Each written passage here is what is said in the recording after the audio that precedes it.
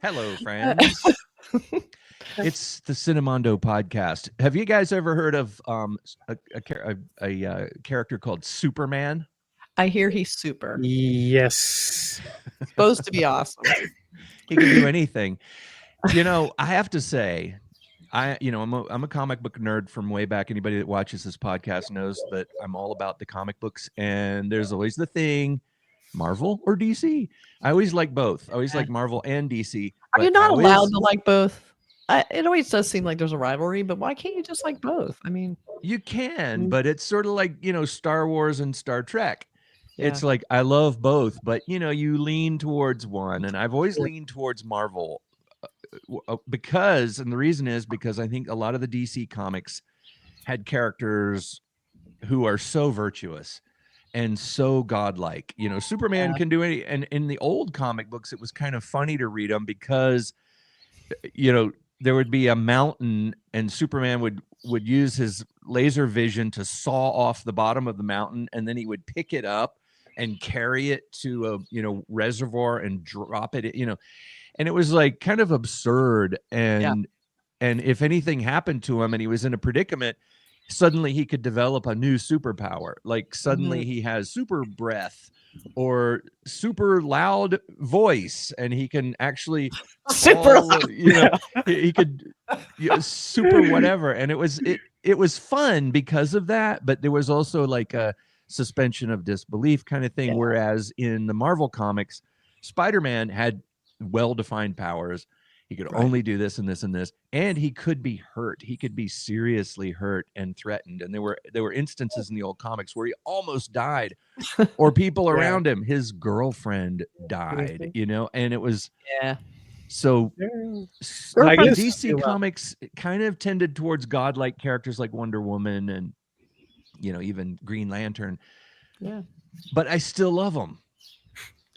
Everyone does. They're still around. Yeah. They're still bringing in money. They're still the big movies, the big properties. So, it's like they are the gift that keeps on giving. And it seems like they're reinventing them a little bit. Like for a while there, they were the big serious, dark, and everybody's like, sick of it. So now they're starting to, they realize that James Gunn, which we're going to talk about now, he's brought this sort of humor and this sort of reverence that was good humored and accessible. Even if you didn't know who everybody knows who Superman is, but weren't deep into the mythology of DC or Marvel, you could still enjoy the movies. That's something a lot of those movies I think didn't have, is you sort of had to know it before you saw them. You had to be in the fandom. So I think he's brought that accessibility. That's why he's so great. That's why his movies do well, and that's why I enjoy them. I like the humor. I like the kind of, he brings kind of they're not so, like you were saying, perfect and unbeatable and strong and virtuous. Like they're flawed. Yeah. So I like to be human. Yeah. And he brings in animals. I love Crypto. Well, he brought in animals in Guardians of the Galaxy 3, and it broke everybody's heart. That was it was a good backstory though. Yeah. For Raccoon, for Rocky. I mean, it was so he does that because he's very much an animal person. I love his Instagram. He posts lots of stuff about his animals and rescues, and he's a great person when it comes to animals. And I like that he kind of brings that, because even Peacemaker has this main character who's an eagle sidekick. So he does a good job with that. So I'll stop now. But we will. I was like, shut up already. We do have a poster real quick we can take a look at. This is the latest. It's the big star cell. We'd had a couple that were kind of little teasery where it's Superman kind of bending over someone, or like, there's been some putting his boots on in this that one shot where he's Chris Reeve production. Yeah. Like a little bit of the cape fluttering on the side. Yeah. Heroic. And he's smiling a bit. Yeah. It's quite unusual for Superman. Like all the posters have been like he's straight-faced. Yeah. Yeah, he's I serious. love that tagline, "Look up," because that's literally the first line of the TV series. Like, look up in the sky. It's a bird. And I always wondered, that guy that was freaking out about seeing a bird in the sky. It's like, it's a bird. It's a bird. It's a plane. It's like, no, it's not. It's just that guy again. that Superman guy. But so let's take a look. I can't wait to look at it. This is gonna be great. Yeah. The teaser was great, because I loved how they had the whole thing of him landing in the snow and Crypto coming to his rescue. That was amazing. Yeah, and he whistles. Yeah, it's very cool. Are we ready? Do we have it spooled into the? There it is. Okay, here we go. Ready? Yep. Quiet. Okay.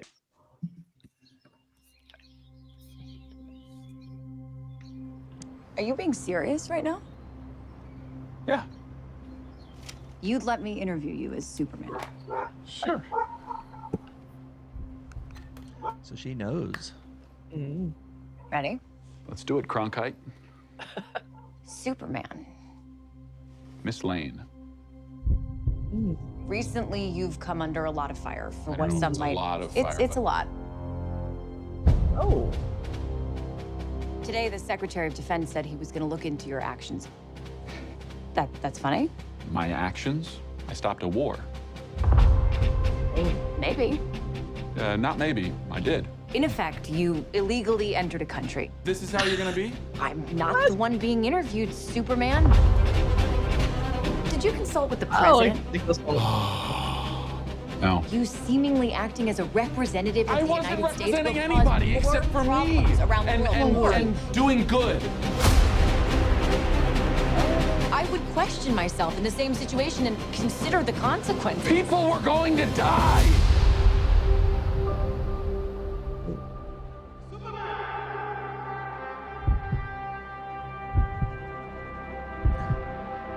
Hey, buddy. Eyes up here. Up.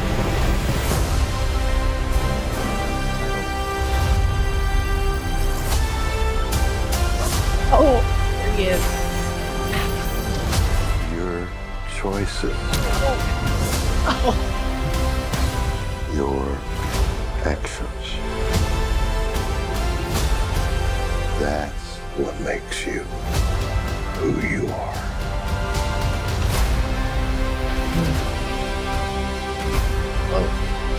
Superman. He's not a man. He's an it. He's somehow become the focal point of the entire world's conversation. I will not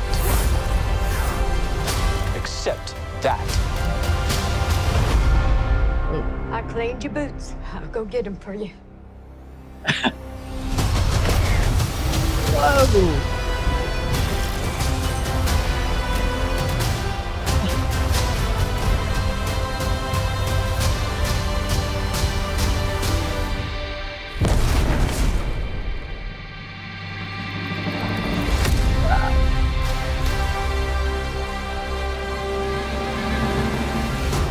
You have a dog?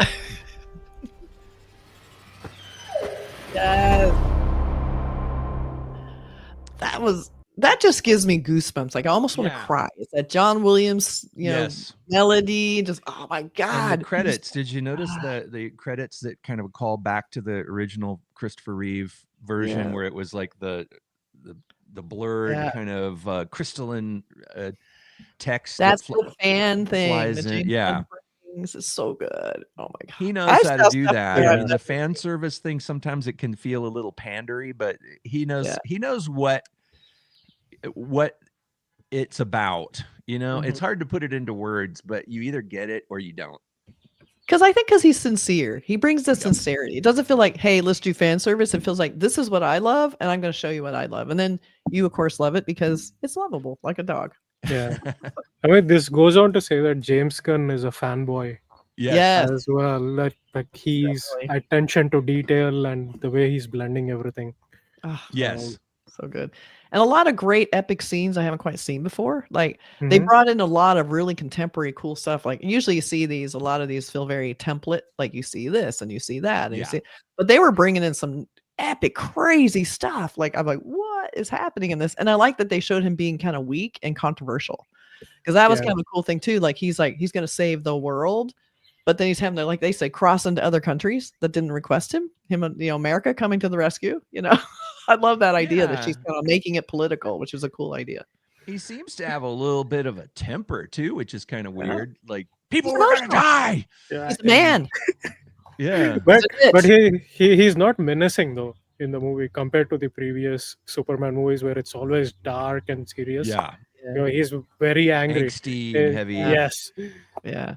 I feel he doesn't feel appreciated because he's doing a lot to help people, but I think he feels like, hey, what up, people? I'm trying to help.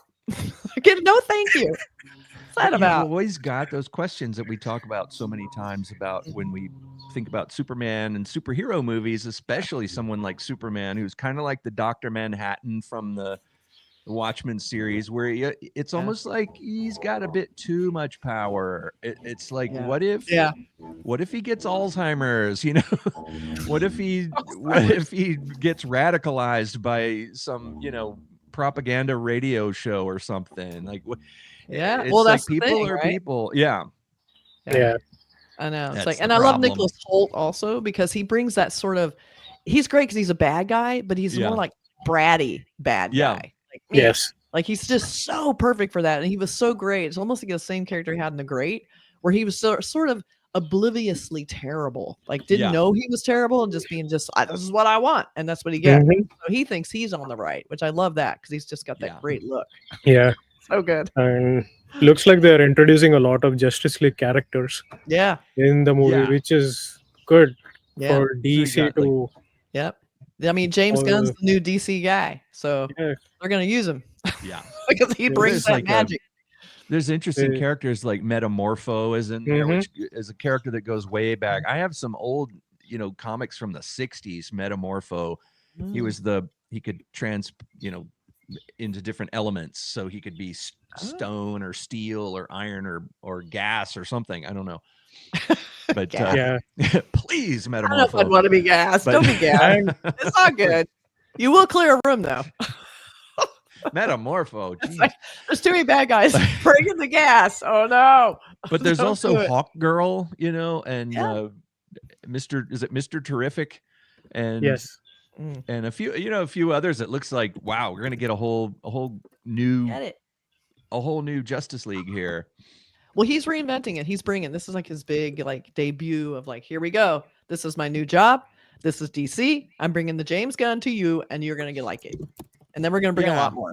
And it's interesting too with that right now we've got such a bit of an upheaval with the superhero worlds right now, where Marvel is trying to redefine their cinematic universe with the new upcoming things. Like I think the Thunderbolts did that a little bit. I think everybody's liking, and they're throwing these things out. And like the Marvels, they threw that out. People didn't like the Marvels. They threw out the Eternals. Like, people didn't like it. So then the Thunderbolts, and people were like, okay. Because they were kind of the ragtag. Like everybody's tired of the big epic blot. It's like wallpaper now. I think people are just bored of it. It's predictable. You bring in something like Thunderbolts, you get like the ragtag group. People aren't familiar with them. They're kind of stumbling around. They're not great. They don't want to be superheroes. That's intriguing and fun and new. You don't missing out by seeing it. And even what else? This new there are a couple of villains in the movie apart from Lex Luthor too. I guess. So I think one of them is in there. I think it's like Hammer of Boravia or something. So interesting. It's gotta be good. It looks like it's gonna be really fun. And there's one interesting fact. Sorry. Go. No. Go. One thing is that most of the people noticed between the teaser and the trailer. So when the civilian is throwing the can at Superman, he blinks in the teaser, but here they removed it. That's right. Oh, interesting. Yes. Yeah. So they are paying attention to detail. You know, they're being. It's like I guess I can imagine the discussion. It's like. Because there were discussions in other movies that I've been in on that are pretty interesting, that where people analyze things in molecular detail like that, and it's interesting. Sometimes it goes a little bit too far, but then there's things like, I remember, people might remember this as a scene of somebody with their arms up, and it's like, there's a little bit of flab moving around. Let's get rid of that, and there's a little bit here that we need to get rid of, just a little bit, make the muscle look bigger. Welcome to movie poster design. Yeah, exactly. 100%. No one is just left alone in a poster. They are nipped and tucked everywhere. Even when they're perfect, they're not perfect. Oh, even if they're the most beautiful person in the world, there's like, I don't know. Let's cannot get rid escape of that. a Photoshop tweak. That. That's right. That's right. So very excited about this new James Gunn take. I'm very excited. We want to know your comments about it. What do you think about this new iteration of DC that's coming down the pike? It's going to be exciting. What do you think this new Superman, the actor, you know, does he have the charisma? Does he have the bulk, you know, because he looks pretty bulky to me. Yeah, but you know, you think about, you know, who is the Superman that you think of when you think Superman? A lot of people think Christopher Reeve. That too. I tend to think of certain comic book iterations of Superman, but Christopher Reeve was so good because he embodied the spirit of Superman. I think I don't know, innocence, this nostalgic innocence that he had, and the other guys, I think that, you know, they've been all right, but they just didn't have charisma. And I think this guy from the trailers that I've seen, he looks kind of like he might be able to do it. I think he's doing it. Yeah, he's doing it. And there's a lot of hope on James Gunn, as this looks like a hopeful human movie. Yes. Expanding, setting the stage for the bigger DC universe. That's right. Bringing in a canine. That was the first brilliant move. All right. Let us know what you think. Thanks, everybody. Bye.